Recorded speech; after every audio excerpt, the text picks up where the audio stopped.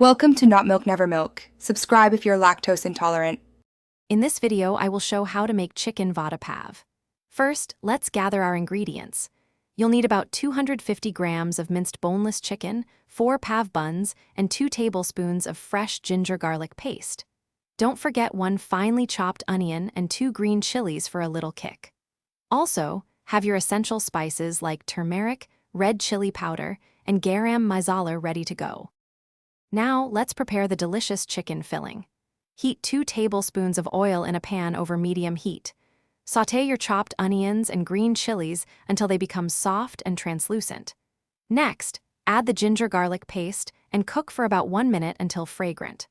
Finally, stir in the minced chicken and all your spices, cooking thoroughly until the chicken is fully done and well combined.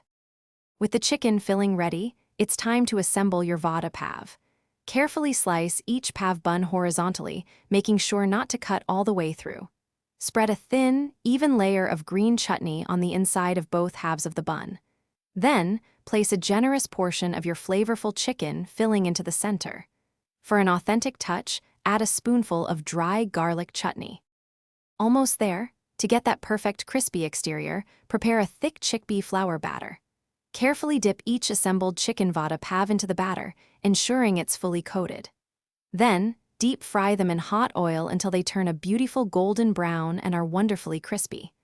Serve your chicken Vada Pav immediately, piping hot, with extra green and dry garlic chutneys, perhaps alongside a warm cup of chai. Thanks for watching. If this was helpful, leave a like and consider subscribing. See you next time.